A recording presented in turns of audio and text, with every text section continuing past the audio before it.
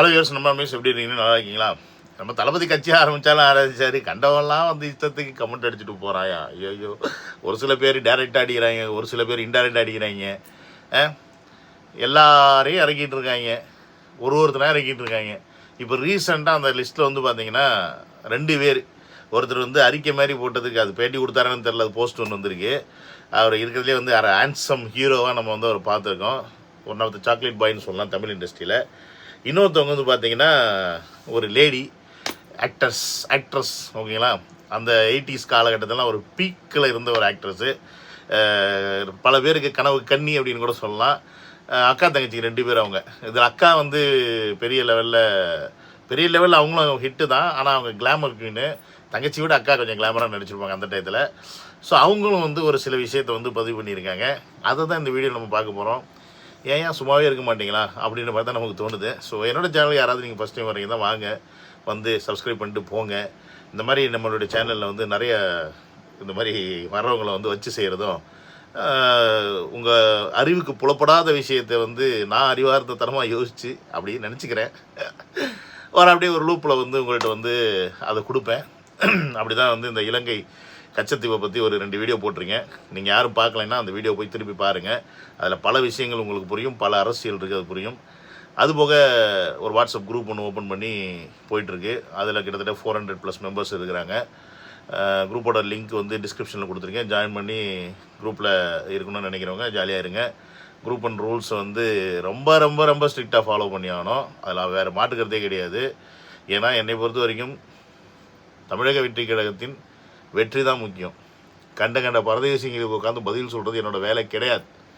முக்கியமாக அரசியல்வாதின்னு சொல்லிட்டு போரையில் உட்காந்து கேள்வி கேட்குறீங்களுக்கும், அரசியல் விமர்சகர்னு சொல்லிட்டு உட்காந்து டிவியில் டிபேட் பண்ணுற பக்கிகளுக்கும் பதில் சொல்ல வேண்டிய அவசியம் நமக்கு கிடையாது. அது மீறி அவங்களுக்கு நம்ம பதில் சொல்லணும்னா நம்ம வைக்கிற கேள்விகளுக்கும் அவங்க பதில் சொல்கிறதுக்கு ரெடியாக இருந்தால் then we will have a healthy arguments அப்படின்றத சொல்லி இந்த வீடியோவை ஸ்டார்ட் பண்ணுறேன். வாங்க உள்ள.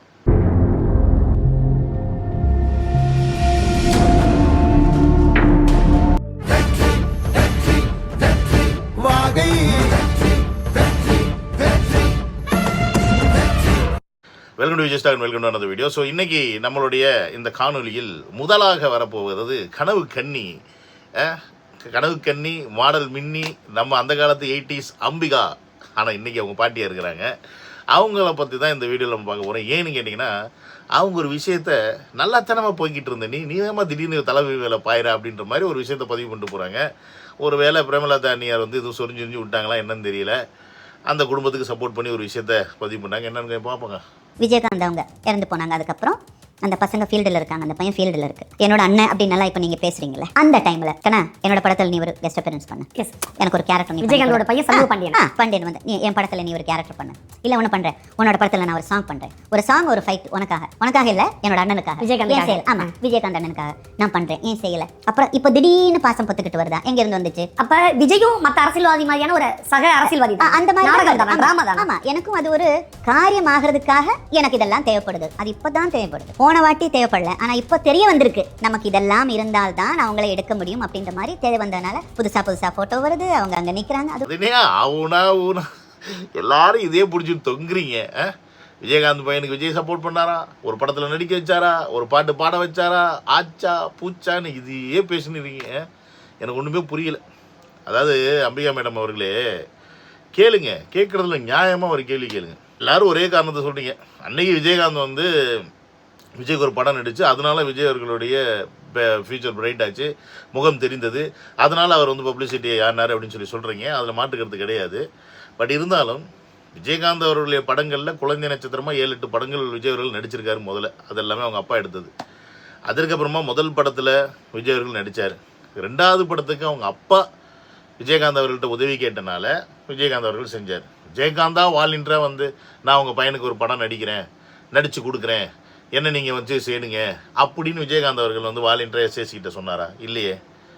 விஜயகாந்த் வேணும், நீங்கள் வந்து பண்ணிங்கன்னா என் பையனுக்கு கொஞ்சம் ஒரு லைம்லைட் கிடைக்கும் அப்படின்னு எஸ்ஏசி கேட்டனால. இத்தனைக்கும் எஸ்ஏசி அவர்கள் வந்து விஜயகாந்த் அவர்கள் வச்சு கிட்டத்தட்ட 18 படங்கள் எடுத்திருக்காரு. அவருடைய வளர்ச்சிக்கு மிக முக்கியமான தூணா எஸ்ஏசி அவர்கள் இருந்திருக்காரு. எஸ்ஏசியோட வளர்ச்சிக்கு மிக முக்கிய தூணாக விஜயகாந்த் அவர்கள் இருந்திருக்காரு. ஸோ 2 பேரும் மாற்றி ஒரு தூணாக இருந்து வளர்ந்தாங்க. அந்த நட்பின் அடிப்படையில் எஸ்ஏசி அவர்கள் தன்னுடைய பையனை வந்து வெளியில் கொண்டு வரதுக்கு காமிக்கிறதுக்கு எல்லாத்துக்கும் தெரியணுன்றதுக்காக விஜயகாந்த் அவர்களை வந்து ரிக்வஸ்ட் பண்ணார். விஜயகாந்த் அவர்கள் நடித்தார்.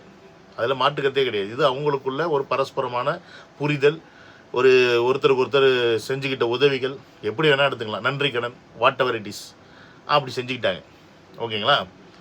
அதற்கப்புறமா விஜய் அவர்கள் வந்து உடனே ஸ்டார் ஆகிட்டானு கேட்டால் கிடையாது. அதற்கப்புறம் விஜய் அவர்களுடைய படங்கள் எல்லாருமே பெரிய லெவலில் ஹிட்டான படங்கள் கிடையாது. இன்னும் சொல்ல போனால் கழுவி ஊற்றக்கூடிய படங்களாக தான் அந்த காலத்தில் அதை பார்த்தாங்க. ஓவர் கிளாமராக இருந்துச்சு, இவர் இப்படி நடிக்கிறார் அப்படி நடிக்கிறாருன்னு. அதற்கப்புறம் அந்த ரூட்லேருந்து பூவேவனுக்காக அப்படின்ற ஒரு படத்தை எடுத்து அது மூலிமா அப்படியே கொஞ்சம் கொஞ்சமாக தன்னுடைய ரூட்டை மாற்றி அதுலேருந்து கொஞ்சம் கொஞ்சமாக கலையை கற்றுக்கிட்டு மேரேஜுக்கு அப்புறமா இன்னும் கொஞ்சம் ரூட்டை மாற்றி ஸோ இப்படி தன்னைத்தானே செதுக்கி வந்தவர் தான் விஜய் அவர்கள் இந்த உச்சத்துக்கு. சரி, இப்போ இந்த இடத்துல விஜயகாந்த் அவர்களுடைய பையனுக்கு இவரைய சப்போர்ட் பண்ணல அப்படின்னு சொல்லி ஒரு பாயிண்ட் வைக்கிறீங்க. பல பேருக்கு இது தெரியும். என்னடா இப்படி கேட்குறாங்களே, ஆமாம் இல்லை விஜய் செய்யலேன்னு. நான் ஒரு கேள்வி கேட்குறேன். 2015 முதல் படம் சகாப்தம்னு ஒரு படம் நடிக்கிறாப்புல விஜயகாந்தோட பையன் சண்முக பாண்டியன். அந்த படத்தில் யார் நடித்தா கூட அவர் விஜயகாந்தே நடிச்சிருந்தார். ஒரு கேமராவில் வந்து விஜயகாந்தே சகாப்தம் படத்தில் பண்ணார். ஸோ முதல் படம் அது. சண்முக பாண்டியன் இப்போ எத்தனை படம் பண்ணிட்டாப்புல? 10-15 படம் பண்ணிட்டாப்புலையா? 10-15 படம் பண்ணி அவர் வந்து பெரிய ஸ்டார் ஆகாமல் இருக்கிறாரு, ரொம்ப ஸ்ட்ரகிள் ஆகிறாரு. இப்போ ஆனால் விஜய் வந்து ஹெல்ப்பே பண்ணல அப்படின்னு நீங்கள் சொன்னீங்கன்னா அட்லீஸ்ட் ஏதோ ஒரு நியாயம் இருக்குது நீங்கள் சொல்கிறதுல. அவர் மொத்தமே 2 படம் தான் பண்ணியிருக்காரு. ஒன்று சகாப்தம், இன்னொன்று வந்து மதுரை வீரன்னு ஒரு படம். அது 2018 வந்துச்சு. சமுத்திரக்கனி நடிச்சிருப்பாப்புல கூட. ஸோ 2018 காலகட்டத்திலலாம் விஜயகாந்த் அவர்கள் என்ன சூழ்நிலையில் இருந்தார், எப்படி இருந்தார் அப்படின்றது எல்லாருக்கும் தெரியும். இவங்க முதல்ல போய் விஜய் அவர்கிட்ட கேட்டாங்களா அப்படின்னு நமக்கு தெரியாது.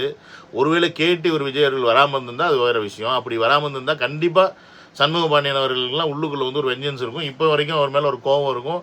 அவரை வந்து பார்க்குறதுக்கோ இல்லை பேசுகிறதுக்கோ இல்லை அவரை பற்றின தவறான விஷயங்கள் சொல்கிறதுக்கு கூட வாய்ப்புகள் இருக்குது. ஆனால் எனக்கு தெரிஞ்சு அப்படிலாம் கிடையாது. 2018 அப்புறமா விஜயகாந்த் அவர்கள் உடல்நிலை சரியில்லை, அந்த விஷயங்கள்லாம் இருக்கிறனால தன்னுடைய 2 மகன்களுமே அவருடைய உடலே தான் கான்சன்ட்ரேட் பண்ணாங்க இல்லையா, படங்கள் மற்ற விஷயத்தில் கான்சன்ட்ரேட் பண்ணலை. அப்புறம் எப்படி விஜய் அவர்கள் போயிட்டு நடிக்கலை, விஜய் அவர்கள் வந்து ஒரு படத்துலையாவது அவர் கூட்டு நடிக்க வைக்கல, ஒரு படத்துலையாவது அவர் காட்டலை அப்படி. அங்கே அவங்க சூழ்நிலையே சரியில்லையே. ஒட்டுமொத்த பேரும் விஜயகாந்த் அவர்கள் மேலே தானே கேராக இருந்தாங்க, மனைவி பிள்ளைகள் எல்லாமே. அப்படி இருக்கும்போது 2 படம் நடிச்சு இது வரைக்கும் 2015 இன்னைக்கு 25 வருஷத்தில் 2 படம் நடிச்சா சண்முக பாண்டியனுக்கு உதவி பண்ணலன்றீங்க. என்ன உதவி பண்ணணும்? அவங்க முதல்ல கேட்டிருக்கணும். அப்போ கேட்டிருந்தா அவர் ஒரு 4-5 படம் லைனப்பில் இருந்து நடிச்சிருக்கணும். அந்த படங்கள்லாம் ஃப்ளாப் ஆகிருக்கணும். அப்போ நீங்கள் சொன்ன மாதிரி விஜய் அவர்கள் வந்து உதவி பண்ணலன்னு சொன்னால் ஒரு அர்த்தம் இருக்குது. இதில் எங்கேருந்து விஜய் அவர்கள் எப்படி உதவி பண்ணுறது? ஸோ கொஞ்சமாவது லாஜிக்காக யோசிங்க.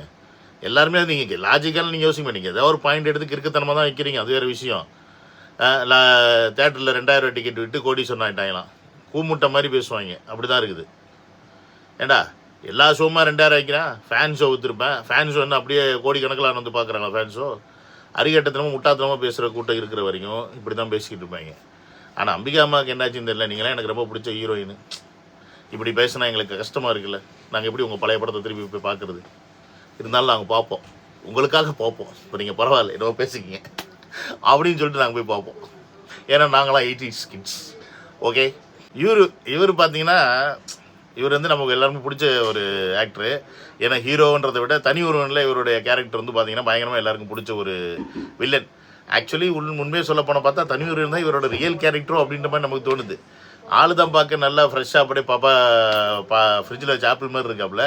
ஆனால் இவர் அங்கங்கே கருத்து வெளியிடும் போதெல்லாம் வந்து இந்த மாதிரி இடவிடமான கருத்தை வெளியிடுறாரு. இதுக்கு முன்னாடி கூட ஏதோ ஒரு வீடியோ போட்டிருந்தாரு. ஒரு வீடியோவில் சொல்லியிருந்தாரு, பணத்து பின்னாடி எல்லோரும் ஓடாதீங்க, அதெல்லாம் ஒன்றுமே இல்லை அப்படின்ற மாதிரி பேசியிருந்தாரு. ஏன்னா அவர் வசதியாக இருக்கார்ல. அதே வசதியாக இருக்கவங்களாம் பணத்து பின்னாடி போகாதேன்னு சொல்கிறீங்க. அப்புறம் ஏன் நீங்கள் வசதியாக இருக்கீங்க? ரஜினிகாந்த் அப்படி தான் சொல்லுவாப்புல, இவர் தான் சொல்லுவாப்பு. இப்போ அதே தான் சொல்லியிருக்காரு இவர். ரசிகர் மன்றம் வைக்கிற, அதாவது நடிகர்களுடைய பிள்ளைகள் எல்லாம் ரசிகர் மன்றம் வைக்கிறாங்களா? இருக்கிற சாதாரண பசங்களை தானே ரசிகர் மன்றத்தை வந்து வைக்க சொல்லி அவங்க மூலயமா இவங்க வந்து பெரிய ஆள் ஆகிறாங்க அப்படின்னு. இவர் யாரை சொல்கிறாருன்னு எனக்கு புரியல. ஒருவேளை இவருக்கு ரசிகர் மன்றம் இல்லைன்ற காண்டில் சொல்கிறாரா, இல்லை ரசிகர் மன்றம் வச்சுக்கிற அளவுக்கு நம்ம பெரிய நடிகர் ஆகலைன்ற காண்டில் சொல்கிறாரா, இல்லை இப்போ ரசிகர் மன்றம் வச்சு தான் இன்றைக்கி வந்து விஜய் அவர்கள் அரசியலுக்குள்ள வந்துட்டார் அப்படின்னு இன்டைரக்டாக இன்றைக்கி வந்து விஜய் அவர்கள் திருப்பியும் அரசியலுக்காக இவங்களை யூஸ் பண்ணுறாரு நான் சொல்கிறாரா அப்படின்னு நான் பல ஆங்கிள் அதை யோசிச்சு பார்க்குறேன். எனக்கு என்னமோ இவர் இப்போ கொடுத்துருக்க ஸ்டேட்மெண்ட்டு பார்த்தீங்கன்னா, எப்படி வந்து தன்னுடைய பிள்ளையை வந்து ரசிகர் மன்றம் வைக்கிறதுக்கு நடிகர்கள் உபயோகிப்பது இல்லையோ அதே போன்று அரசியல் பண்ணும் இன்னைக்கு விஜய் அவர்கள் கூட தன்னுடைய தொண்டர்களை தான் அந்த மாதிரி அடிமட்ட வேலைக்கு வச்சிருக்காரு தவிர அவங்க குடும்பத்தில் இருக்கிற யாராவது அப்படி வச்சிருக்காரா அப்படின்ற கேள்வியை கேட்குற மாதிரி எனக்கு தோணுது. ஆனால் இதை பொத்தாம்பதுவாக கேட்காம டைரெக்டாகவே அட்டாக் பண்ணி கேட்கலாமே. இன்னும் கேட்டால் விஜய் அவர்கள் நேற்று தான் கட்சி ஆரம்பித்தார். ஆனால் மற்ற கட்சிகளோட பிள்ளைங்களாம் என்னையா பண்ணிக்கிட்டு இருக்காங்க? யோ, அரசியல் அன்னையிலேருந்து இன்னை வரைக்கும் அடிமட்ட தொண்டை எப்படி இருப்பேன்னு உனக்கு தெரியாதா? அதைத்தானே தனி ஒரு படத்திலே நீ பார்த்த. உங்கள் அப்பா எப்படி இருந்தாப்புல அந்த படத்தில்? நிஜமாக கேட்கல. உங்கள் அப்பா நட்சத்திர பணக்காரன் கோடீஸ்வரன், நீ கோடீஸ்வரன் வீட்டு புள்ள, அது வேறு விஷயம். அதுலேருந்து தான் வந்த மணிரத்னம் ஒன்றை தூக்கிட்டு வந்தார் உள்ள. அப்புறம் திருப்பி காணாமல் போனீங்க. அப்புறம் குண்டெல்லாம் உடம்பெல்லாம் போட்டுட்டு அப்புறம் திருப்பி வந்து ஸ்மார்ட்டாக வந்துட்டு இப்போ ஹீரோவாக நடிக்கிறீங்க, எல்லாம் பண்ணுறீங்க. பணம் பேர் புகழ் யாரை விட்டுச்சு? போனீங்களே இடையில. ஏன் அப்படியே பிஸ்னஸ் பார்த்துட்டு இருக்க வேண்டியது தானே? திருப்பி எதுக்கு சினிமாக்குள்ளே வந்தீங்க? அந்த ஃபேம், அந்த நேம், அந்த பாராட்டு, 4 பேர் நம்மளை வந்து கை தட்டணும், நம்மளோட நடிப்பு பாராட்டணும்னு அந்த எண்ணம் இருக்குல்ல. இந்த மாதிரி தான் ஒவ்வொருத்தருக்கும். அது எல்லாருக்கும் இருக்குன்னு சொல்ல முடியாது. ஸோ அப்படி இருக்கும்போது அரசியலில் அடிமட்ட தொண்டர்களாக இருக்கிறது அப்படின்றது வந்து தவறானு கேட்டால் தவறு இல்லை. அடி முட்டாள் தொண்டனாக தான் இருக்கக்கூடாதுன்னு நான் சொல்லுவேன். புரியுதுங்களா? அடி முட்டாள் தொண்டனாக இருக்கக்கூடாது. அடிமட்ட தொண்டராக இருக்கலாம். அங்கேருந்து தான் எல்லாம் அப்படியே வளர்ந்து வர்றாங்க. உடனே கேட்கலாம், இன்னைக்கு கட்சி ஆரம்பிக்கிறவருன்னு அடிமட்ட தொண்டர் அவர்கிட்ட தெம்பு இருக்கா கட்சி ஆரம்பிக்க? வசதி இருக்குது, வாய்ப்பு இருக்குது, ஆரம்பிக்கிறாப்புல. போயிட்டு இருந்தால் நீ ஆரம்பி. அப்படி தான் நான் சொல்லுவேன். சரி, நம்ம ஒரு விஷயத்த முதல்ல புரிஞ்சுக்கணும். யாருமே இல்லாமல் ஒருத்தர்னால ஒன்றுமே பண்ண முடியாதுன்றது முதல்ல நல்லா தெளிவாக புரிஞ்சுக்கணும். ஒரு ரசிகர்கள் இல்லாமல் ஒரு நடிகர் இல்லை, மக்கள் இல்லாமல் அரசாங்கம் இல்லை. ஏன் மக்கள் இல்லைன்னா கடவுளே இல்லைடா. அப்படி இருக்கும்போது இதெல்லாம் இருக்கணும். இதில் அவங்க என்ன மாதிரியான செயல்பாடுகளில் இருக்காங்க, அவங்களுக்குன்னு ஒரு தராதரம் இருக்குது, அவங்களுக்குன்னு வசதி வாய்ப்புகள், அதுக்கேற்ற மாதிரி தான் அவங்களோட லைஃப் ஸ்டைல் இருக்கும். இப்போ நீங்கள் அரவிந்த் சாமி சொல்கிற மாதிரி வந்து நடிகர்கள் வந்து தன்னுடைய பிள்ளைகளுக்கு ரசிகர் மன்றம் வைக்கிறதுக்கு உபயோகப்படுத்தலை அப்படின்னா அவங்களுக்கு எதுக்கு அது தேவை? தான் கோடிக்கணக்கில் சம்பாதிக்கிறாப்புலையே. அப்புறம் அவர் பிள்ளையே அங்கே வரணும். அவர் பிள்ளையே இவரை கொண்டாடணும்னு ஒரு கேள்வி இருக்குல்ல. இவரை வந்து பெரிய ஹீரோவாக அவர் பிள்ளை எப்படி கொண்டாடணும்? இவர் பெரிய ஹீரோவாக பிள்ளை கொண்டாடணும்னா பிள்ளைக்கு 20 வயசு ஆகணும்டா ஃபஸ்ட்டு. அது வரைக்கும் ஒரு ஸ்டாண்டர்டாக ஹீரோவாக நிற்கணுமே. அது ரொம்ப ரேர் இல்லை. இப்போ ரஜினிகாந்த் நிற்கிறாரு. இப்போ ரஜினிகாந்துக்கு 2 பிள்ளைங்க பொண்ணுங்களுக்கு வேறு பசங்களாக இருந்திருந்தாங்கன்னா நீங்கள் இந்த கேள்வி கேட்கலாம். கமலஹாசன் நீங்கள் இந்த கேள்வி கேட்கலாம். புரியுதுங்களா? இப்போ விஜய் அவர்கள் கூட கேள்விக்கலாம். இப்போ விஜயோட பையன் இப்போ தான் வந்து டேரக்டர் ஆகிறாரு. அதாவது அவங்க ஒரு 50 வயசில் 55 வயசில் ஹையஸ்ட் டாப் ஹீரோவாக இருக்கும்போது அவங்க பையன் ஏன் அவருக்கு வந்து ரசிகர் மன்றம் வைக்கணும் ஃபஸ்ட்டு? ஏன்னா ஆள் தான் ஆல்ரெடி வச்சு பெரிய லெவலில் டெவலப் ஆகி இருக்கே. அப்புறம் அதை வந்து அவர் என்ன பண்ண போகிறாரு? ரசிகர் மன்றத்தை எப்படி அரசியல் மன்றமாக மாற்றுறது, எப்படி அரசியல் அறிவாக மாற்றுறது, எப்படி அந்த இளைஞர்களை அரசியல் மயப்படுத்துறது, அதை செய்யக்கூடியவன் தான் நல்ல தலைவன். அதை தான் தளபதி அவர்கள் செஞ்சுருக்காரு. இன்றைக்கி அந்த மாதிரி ஒரு செயலை அந்த நடிகர்களுடைய பிள்ளையாக இருக்கட்டும், இல்லை தன்னுடைய அரசியல்வாதிகள் பிள்ளைகளாக இருக்கட்டும், அவங்கள விட இன்னும் பெட்டராக என்ன செய்ய முடியும் அப்படின்னு பார்க்கணும். நல்ல விஷயத்தில் திருடுறதில் தில்லாலகடி பண்ணுறதுல இருக்கக்கூடாது. கலைஞர் பண்ண ஊழலை விட ஸ்டாலின் எப்படி பண்ணலாம் அப்படின்னு யோசிக்கக்கூடாது. அவர் தான் பண்ணிட்டாரு, நம்ம அப்பா பேர் இப்படி கேட்டு சரி நம்ம நல்லா தான் பண்ணணும்னு நினச்சி பண்ணணும். அந்த மாதிரி மாற்றத்துக்கு வரணும். நீங்கள் அப்படி இல்லை, இது மாறி போகுது. இந்த அரசியல் எல்லாமே அப்படி தான் இருக்குது. நம்ம ஒன்றும் பண்ண முடியாது. ஸோ அதனால் அரவிந்த் சாமி அவர்களே, நீங்கள் அட்வைஸ்லாம் பண்ணுங்கள், இல்லைன்னு சொல்லலை. ஆனால் அட்வைஸு ஒரு சாரருக்கு மட்டும் பண்ணாமல் கரெக்டாக எல்லாருக்கும் பண்ணுங்கள். நீங்கள் அந்த துறையிலே இருந்துக்கிட்டு இந்த அட்வைஸ் பண்ணுறது சரியான முதல்ல யோசிச்சு பண்ணுங்கள். இதை நீங்கள் யாருக்காக பண்ணுறீங்க ஒன்று நீங்கள் சொன்னீங்கன்னா இன்னும் இவங்க வேறு வந்துடுவாங்களே ஏகே ஃபேன்ஸ் எல்லாம் பார்த்தே அரவிந்த் சாமி சொன்னது கரெக்டுன்னு அவங்களுக்கும் ஒன்றும் புரிஞ்சு தொலையாது. ஐயோ, நம்மளை சுற்றி இருக்கிறவங்களாம் இப்படி முட்டாப்பாய கூட்டமாக இருந்தால் நம்ம என்ன பண்ணுறது அப்படின்ற மாதிரி தான் நமக்கு தோணுது. சரி, தெளிய வைப்போம், முடிஞ்ச அளவுக்கு ட்ரீட்மெண்ட் கொடுப்போம், தெளிய வைப்போம். தெளிஞ்சால் சந்தோஷம், தெரியலைன்னா நாசமாக போனால் விட்டு போக வேண்டியதான். என்ன மக்களே, நான் சொல்கிறது கேட்டு தானே. ஸோ அதனால் நம்ம அடுத்த வீடியோவில் வேறு எதாவது பார்ப்போம். இன்றைக்கி கொஞ்சம் சீரியஸ் டாபிக் வேண்டாம் தான் இதை போட்டு விட்டேன். அடுத்தடுத்து நிறைய மைண்டுக்குள்ளே தோண்டிக்கிட்டே இருக்குது பிரதர்ஸ். என்ன பண்ணுறதுன்னு தெரில. பார்ப்போம். ஒரு ஆளாக கொஞ்சம் மண்டை காயுது. Let's see. See you on another video. Love you all. Take care. Bye-bye.